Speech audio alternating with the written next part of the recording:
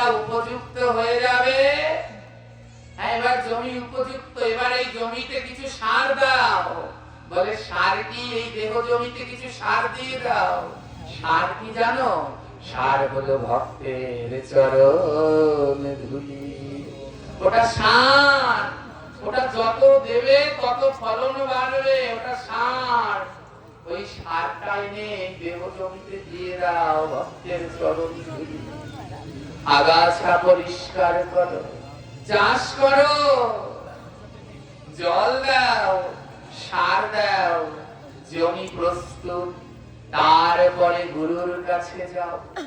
যেই গুরু তখন তোমায় মন্ত্র দিবে, মন্ত্রটা হলো বীজ।